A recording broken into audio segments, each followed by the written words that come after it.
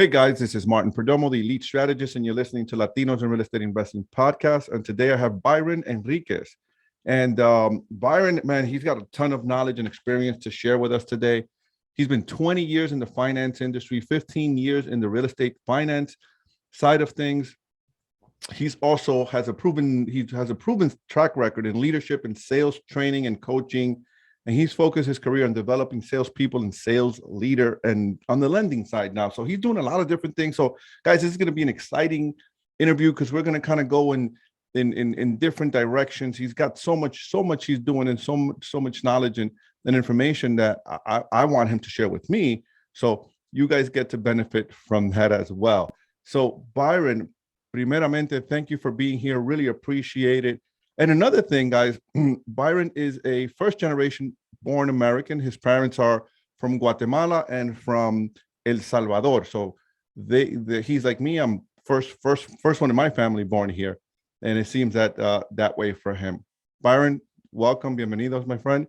Yes, I appreciate you having me on the show. Excited opportunity to share a little bit with you guys about kind of my history, and excited to share with your audience about what we can do as a generation, as a people to help each other out. Perfect. And that's where I want to start. Byron, a lot of us, a lot of guys like you and I were born here, first born here, first American born, right? We're the first generation born in this country. And we learn, to work hard. We learn to work hard and get a job and get an education. And that's how you move ahead. And why don't you tell us a little bit about your story? Because obviously you're an entrepreneur, and we both know that track necessarily, that story that our parents came with, they came here to work hard and get ahead. It's not the way you and I have gotten to where we are today. So can you share a little bit about that? How did you come into the industry? How did you get into sales? And just tell us that story.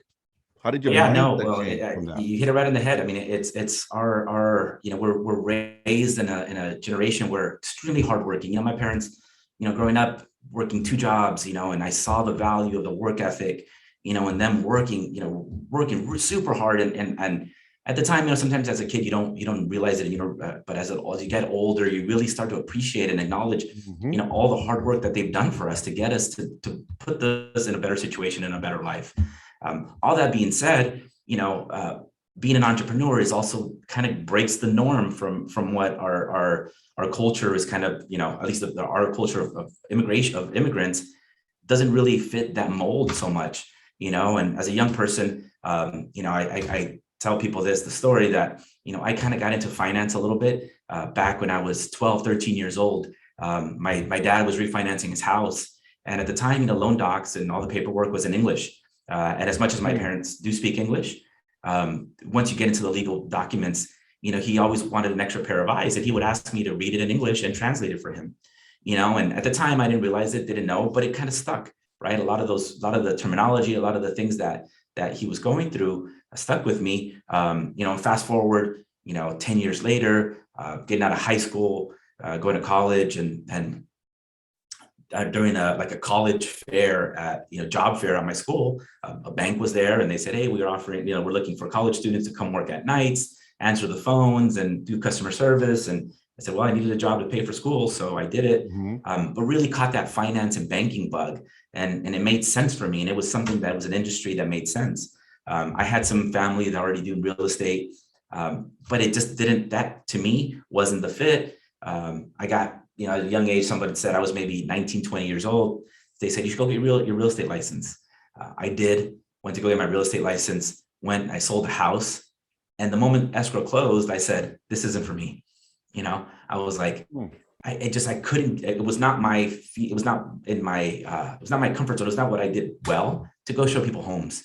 Right. I value that profession. It just wasn't for me. Right. I had a more drive and passion for the back end, the number side of it, and so, in a couple of different factors, working at banks, I said, I'm going to take the leap. And I went to work for a mortgage company. This was, like I said, almost probably 20 years ago. Got it. So, okay. So you bought your first house, which seems like your personal home. And you mentioned something. I'm going to go backtrack a little bit, because as Latinos, right, especially first generation born, Latino Americans, our parents, I remember my mom giving me letters saying, here, lemento, read me this. And it would be some government document. And you'd be like, what the hell am I reading? Mom, I don't know what this says. Like I don't know how to translate this stuff, right? I just thought I'd share that because I think we would. I think a lot of us do. I think a lot of us do it, right? That's one of the things that we do for our parents, and it's just normal. Mm-hmm. Yep. So anyway, so you went and you bought this, you sold this house, and you realized it wasn't for you. You realized real estate, it wasn't for you. You went and started working on the mortgage side. So how did you evolve into the active investing part of the business? Well, that actually took some time for me to do it. Once I got into the real estate business, and the mortgage side of it, it's real estate. It's all kind of goes hand in hand. I had been in the mortgage company business now for maybe 4 or 5 years. I had started a small broker shop at the time. This was back in 03, 04. Mm-hmm. I had started up and a real estate deal kind of fell in our lap. Somebody who wanted a loan and couldn't afford it, and it was about to go into foreclosure. So I saw an opportunity, and a business partner of mine and I said, you know what, how about we offer to buy the property? It was going to go into foreclosure. So we bought the property. It was a property out in Vegas. And we bought it off the borrower, helped her out a little bit, instead of getting foreclosed on, rented it out, did some stuff. And I said, oh, you know what, this can be another side of our business. So we started actively looking for some properties, and we did here in the Los Angeles market. We did probably at the time, maybe 10 or 15 flips. This was some time ago, right? So we actively were in that market, all while managing a mortgage company. Got it. So you got your first deal through your mortgage company. I used to own a mortgage company around the same time too. It's kind of how I came into the business as well. Interesting. So you had this mortgage company. You went and you got this you got this opportunity. Now you're the lender. But before we talk about you being the lender, I want to get into your world a little bit about how did your mindset shift from what our parents taught us, right? And what our parents teach us, and how we are conditioned to work hard instead of what you're doing now, which is shifting, kind of using money to work for you and creating wealth. We were talking a little bit off air, and you're going to be opening up a fund. That's a big deal. $50 million. That's a big deal. Congratulations, brother. Salute you for that. Good luck with that. That's a big deal, right? And you talk to most guys like you and I that come from the backgrounds we come from, and you say that number, that's a big number.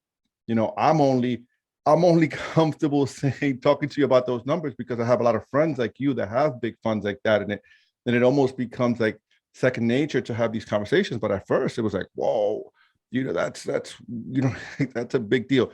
So tell us about that. Like, how does a person that's born in a humble home, hardworking home, have that shift to go from, man, I'm going to go and get a job that the cliche of, I just want to be comfortable, right? Get my 60,000, 70,000, 80, whatever that is, and be comfortable, pay my bills and be comfortable. And I reject that.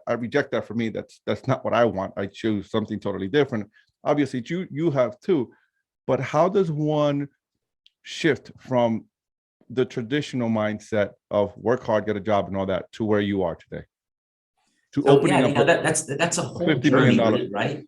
It's a big journey. And I go back and, I did, going through school and college, I went and got a job at the bank, and I was doing very well, quote unquote, in the eyes of society.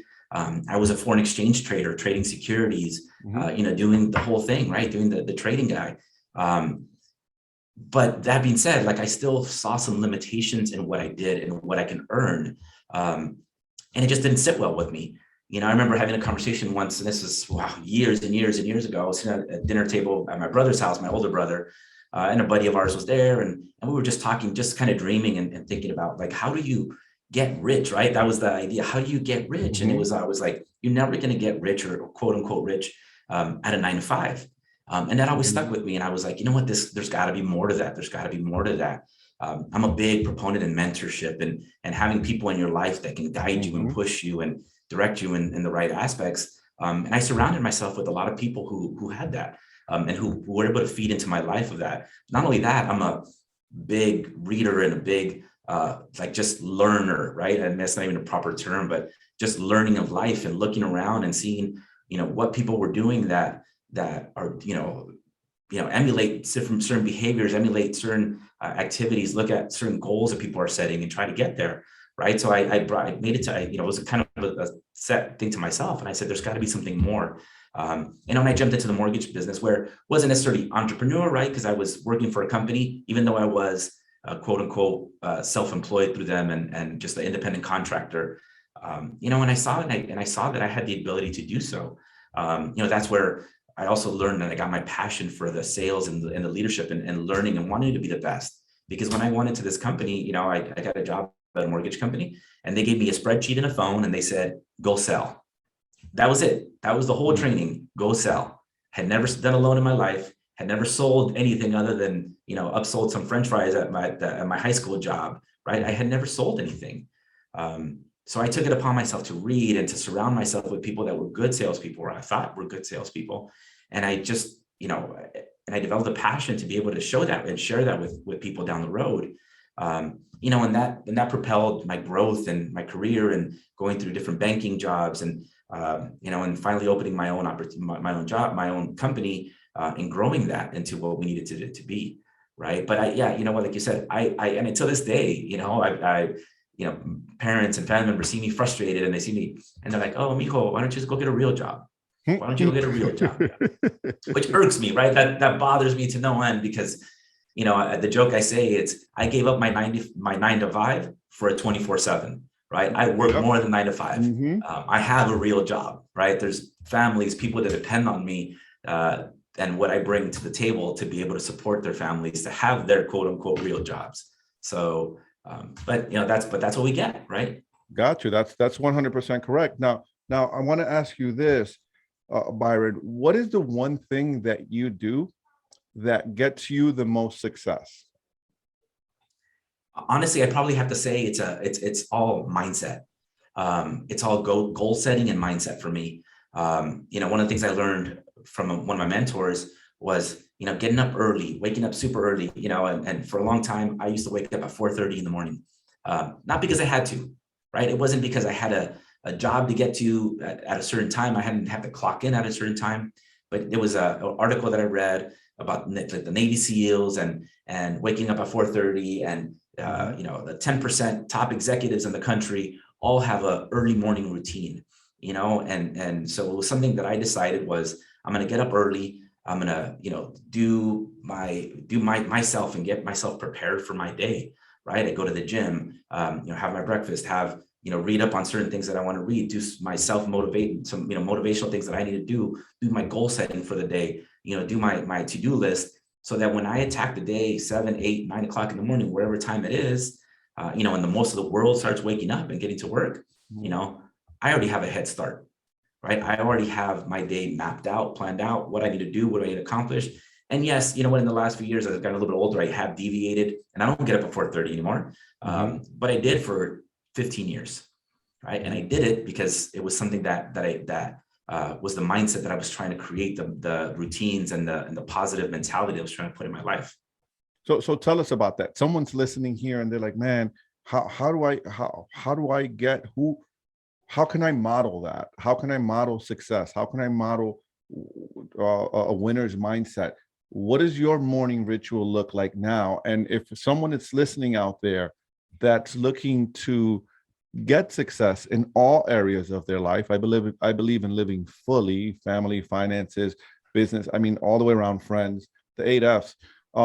Where would you tell them to start? What does that look like? So that's a great question, because actually when I coach people and I mentor people and I do so, my first question to them is that it's identifying success and writing it down, that what does success mean to them? And that's my first question to anybody that I sit down with and I mentor. My question to them is, what does success mean to you? Right? Because without having that target of what you're trying to accomplish, you're never going to get there. Right. So that's the first step is, people say, hey, I want to be successful. What does that mean? right? Does that mean you want to be financially successful? Does that mean you want to have time to play golf twice a week? Does that mean you want to be able to attend your kids' activities? Everybody is different, and that mindset is different for everybody. So I can't impose my map to get to that success, because my success model is different than yours, right? We're each trying to accomplish different things. But once you determine what that success model is for you and what it is you're trying to accomplish, what those goals are for you, I start off with writing them down, right? You need to write them down, right? And then I ask, and then I create a 3-step process, right? The 3 questions is where are you, where are you going, and how are you going to get there, right? And it's very simple. It's look, I know where I want to get to, right? So it's where are you? Let's, if the goal is I want to make, to make it easy, right? My goal is my success model is I want to make $1 million a year, right? Where are you? Well, I have 100,000. Okay. So that's your first question, right? Where are you? And then you start building backwards that model of how are you going to get there, right? What are the steps that you need to take to get there? And if it's, I need to, make X amount of money every month. All right. What are the steps that I need to do to make that successful? If it's time, right? If it's education and I want to get this degree, right? So now we've identified what your goal is. Now let's work backwards. How are you going to get there? Right. Well, I know I need to go back to school. All right. So what are the steps you need to do to be able to give you that time to go to school? Right. And it's doing that. And it's working that model daily. Right. And it may seem repetitive and it may seem boring sometimes, but that's where success comes from. Right. It's being the consistency to ourselves. Right. If we don't do it, if we don't hold ourselves accountable, we're not consistent with ourselves. Nobody's going to do it. Right. Nobody's going to feel bad for us. We're this isn't a time where things are just handed to us, right? We have to go out and get it, especially, yes, being first generation, we struggle, right? We at least in my career, I've gotten a lot of situations where I've had to work twice as hard than everybody else to get that opportunity. I started very young in my career and I have the Hispanic last name, Enriquez, right? So, we can argue, people can say, yes, yes or no, that makes a difference. I felt it. I've felt not being asked into certain rooms and not being allowed to sit at certain tables because I wasn't there yet, either because of my age or because who the people were at that table. Right. And I had to work work that much harder to be able to get that opportunity. And today you give it to others, right? Because that's and that's always been my goal, right? I think it's paying it forward, opening up the door, opening up, one of the things, and you brought up a little bit about this fund that I'm starting, right? We just got SEC approval to go out and do our first initial raise of $50 million, right? And that's huge, right? When the partners that I have, we started talking about these numbers, I was like, wow, that's enormous, right? From where I was 15, 20 years ago to the opportunities that we have now to be able to do some of that stuff, and I get taken aback every day and I have to get grounded. And I'm like, look, I'm still the same guy. I'm this humble kid. My dad's a truck driver. My mom was a seamstress, and they instilled this hard work and making an example for the younger siblings, our cousins, our other family that looks up to us, right? And getting those opportunities. So one of the biggest parts of me building this fund was opening up the door for people to invest that aren't these country club rich millionaires who just need somewhere to park money, right? We're looking for an opportunity to people to invest in real estate. With our fund, we're going to be able to deploy some in lending and lend some of it out, because that's an essential factor for me, is to be able to go out and to invest and lend it out to home flippers, to developers, people who need access to cash that can't get through this typical bank, and be able to deploy some of those assets out there. But it's also for acquisitions, to go out and invest in big commercial projects and hospitality and restaurants and hotels nationwide, and be able to do some things. So it opens up the door for some people that wouldn't necessarily, who want to invest in real estate, who don't know how, but also don't have millions of dollars to do so. Maybe have $25,000, $50,000 and say, hey, look, I want to put it in somewhere that is going to generate me a good return, and it'll start building wealth, build lifetime generational wealth through these real estate assets that we can put together for people. Guys, pay attention, because this could be, I just interviewed someone else that's what they do, and interviewed someone not too long ago here on my podcast, and this is what they do. They're hospitality. They're in the hospitality world, and a lot of people Byron, could be listening to us, and this could be the first time that they hear of such an opportunity, right? Because those funds and syndication and that kind of language, it's not readily available for most Americans, right? Those opportunities are ultimately left for the rich, right? And I'm so glad that you're not making it. It seems like it's. I don't know. Do they have to be accredited to invest with you? We have both. We have, so the way that was essential for me for the way we created the fund, it's we do have a certain need to have, because SEC guidelines deem it required.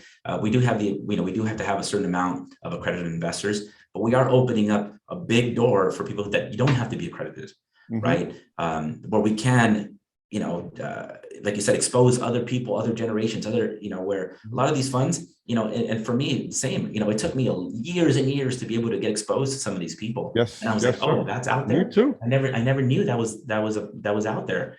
Right. But now it's like you open up the door for these opportunities, and be able to expose a lot more people to this.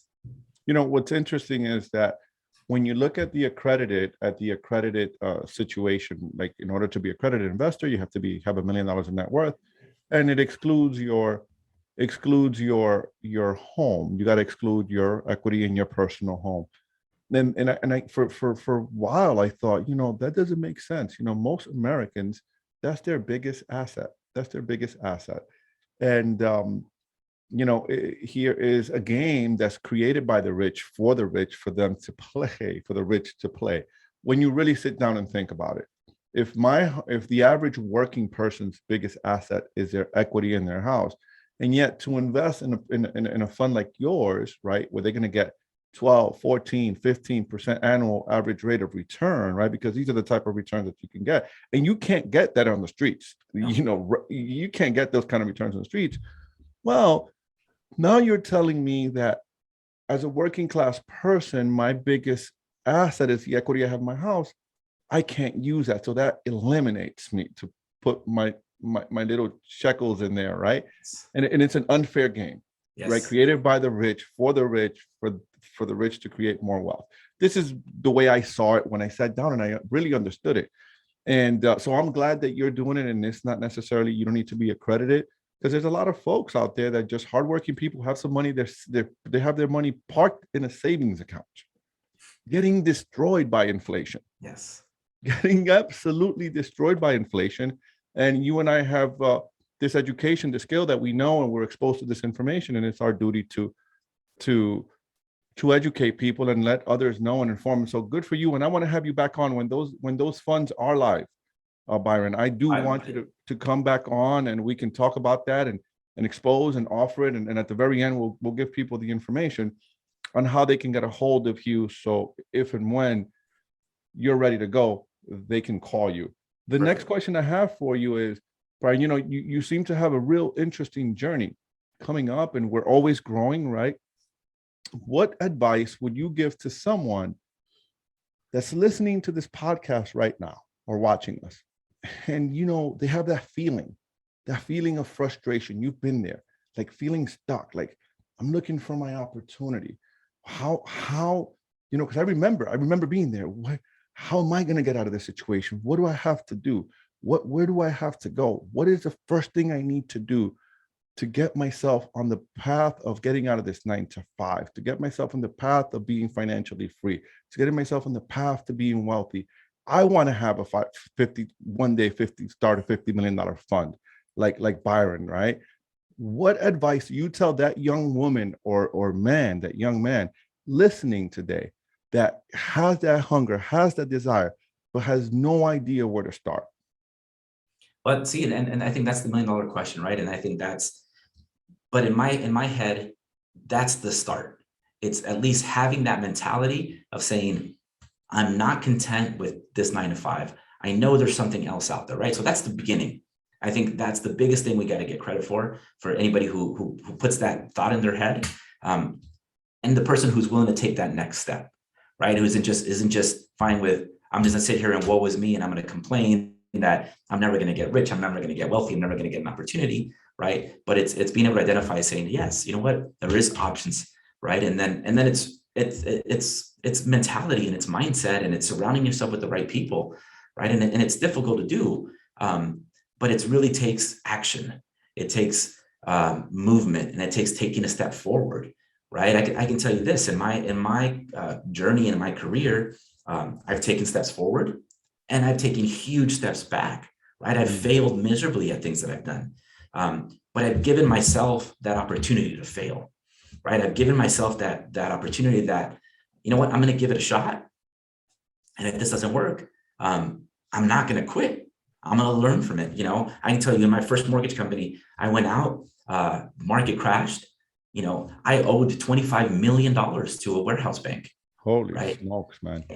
That can shut people down, and people can say, that's it, I'm walking away. And I'm not going to lie, I did. For 3 to 4 months, I sat there and I said, I'm done. I'm never touching another loan. I'm never touching another real estate opportunity. I'm never touching any of it ever again. Right.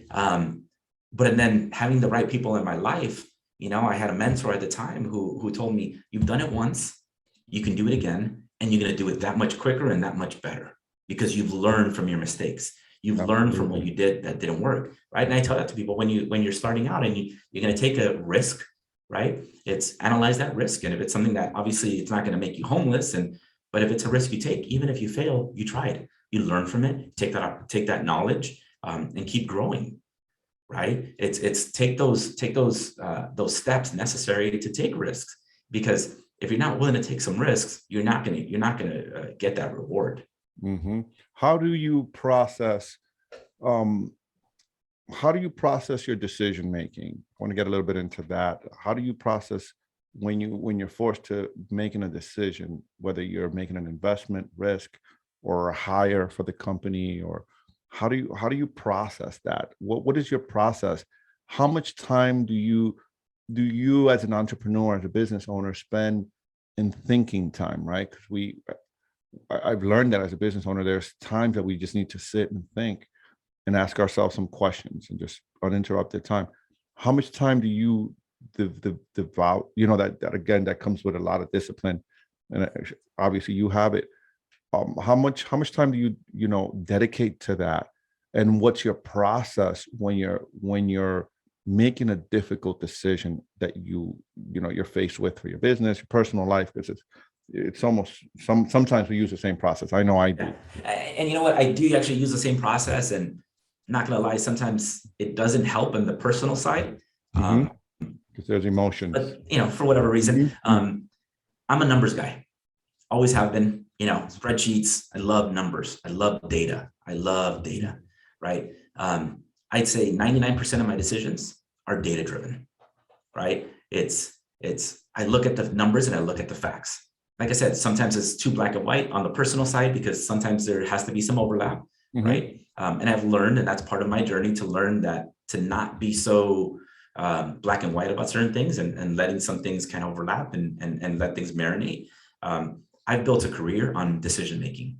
I've ran big organizations where I've had a couple hundred people that reported to me, right? And my decisions sometimes on a split second impact hundreds of people's livelihoods, their income, and I've had to make those decisions, right? So for me, it's always been data, right? Data doesn't lie. And at least I know that when I make that decision, sometimes it comes out wrong, right?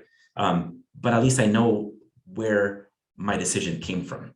And I can always say, look, this is what I based this myself on. If that data was wrong and my decision was wrong, or maybe it turned out the wrong way, and that's okay, right? But I stand by my decision because I understand it wasn't a feeling, and it wasn't a, hey, you know what, I just felt this way today. Because a lot of times, we have rough lives, and we have stress, and we have a lot of things that kind of pour into our lives.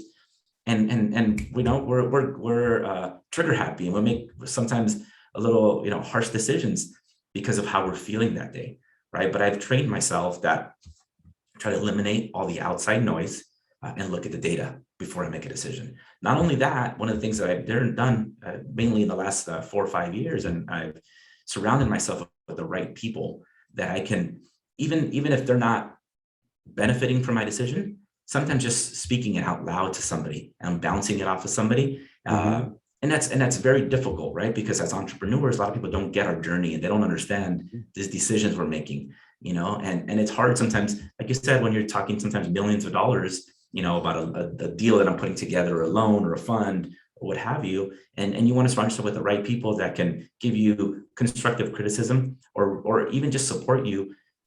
And it's not going to sound like, oh, you're just trying to come here and gloat and showboat about what you're doing today. Correct. Right. Surround yourself with the right people that have that mindset that can say, look, let's look at this a little more holistic, a little, because I know that I can be so data driven, right? I have my life partner, the woman that's in my life, and she helps me with that, right? Because she can say, all right, take yourself out of that position and look at it objectively. Look at it from all the other angles. How is it going to impact these people? How is it going to impact that? What's the decision that we're making? How does it impact our life and our livelihood and what we're going to do, right? And it's being able to have that. So making time, right? Definitely making time. And that's part of what I was talking about, making time in the mornings to really clear your head so that when you do go to work and you're exposed to these decisions, you have a clear mind. Right? You know what my goals are for the day, my mindset, I know what my direction is, and my direction is always very clear. So my decisions always factor in how does this impact my directive and my direction and where I'm going, right? If that decision that I'm making is going to take me away from that, then that's the wrong choice. Absolutely, brother. Thank you so much for sharing that. Guys, by the way, if this is so you guys, I asked him that question so you guys can understand when you do invest money with him, how he processes decisions, right? And how he's going to be moving your money. And I tell you that is the best way to make decisions, especially when someone has your money and they're investing. Is you got to look at the data, you got to make data-driven decision. So that is a great way to make decisions, and the way he makes decisions. I mean, it's, I'm no judger or anything like that. I'm not here to judge, but it's, I could tell you, being around a lot of successful money managers, that's how they make decisions. And as entrepreneurs, that's how we have to make decisions, because we got to look at the data, and we, us too, we have investors' money in our hand, and that's what we do. We look at the data, and what does the data show us? Yep. Can we take that risk? Yep. Let's go. Vamos. That makes sense. Why? Because the data tells us. Like right now, Byron, we're in November of 2021 right now. And if you go to YouTube, we have the Zillow scandal, all of that stuff. And we have inflation. We're at the tail end of COVID. And a lot of there's always going to be something happening in the world. Always. I mean, there's always going to be something happening in the world. And you have a lot of people on social media and YouTube, at least what I see, they're fear mongering. Oh, the market is about to explode. The market is about to implode. The market is about to implode. And if you only listen to those guys and you don't do your own research, and you don't fact check your own data in your own market, because real estate, as you know, is very regional. It's very by location. If you don't fact check your own stuff in your own market, you're going to let them dictate how you run your business and the decisions you make in your life. When I look at the data, for instance, in the markets I'm in, there is no indication of that. The inventory is extremely low. I mean, things are still going off faster off the shelf than they're coming on. And there's no indication of that. When I start, because I'm studying the data like you, I'm looking at the data. So all of those things it's just noise, like you said. All of that stuff is just noise. And we got to focus on the data in order to make those good decisions that are profitable for ourselves and our investors. Most importantly, for our investors, always come first. That's our culture here as well. Brother, thank you so much for being here. I really, really appreciate it. If people want to get a hold of you, Byron, how could people reach you and I want to have you back on when you open up the fund. I want to have you back on because I want to talk about sales too, because you also do sales coaching and all that stuff. I do, yes. So I'd love to have you back on so we could talk about that. So how can people get a hold of you if they wanted to connect with you, brother? So yeah, I mean, I appreciate it. I definitely appreciate the time and the opportunity. I'm looking forward to some more time, and we can, it's just fun, right? To me, this is educational. This is fun. But anyone wants to get a hold of me, my company website is jssfinancial.net. That's for all lending purposes. You can see a lot of links on there. My personal website for speaking, coaching, mentoring is byronenriquez.com. social media, you can find at JSS Financial on all platforms, or my personal one, it's at The Casual Executive, taking leadership, sales, real estate with a more casual approach, being able to be more personable and being able to connect with people on a personal level. Outstanding, brother. Thank you so much for being here. Really, really appreciate you. And I hope to have you back on here really soon. Actually, like to have you on first quarter next year so Perfect. We could see where you are with your fund. I want to support you in that and get my listeners to, if they want to invest in a fund, I want to send them that way so that, there's opportunities for them to grow their money and for you guys to grow your business and continue to expand, my brother. Thank you for being here. Definitely looking forward to it. Thank you very much.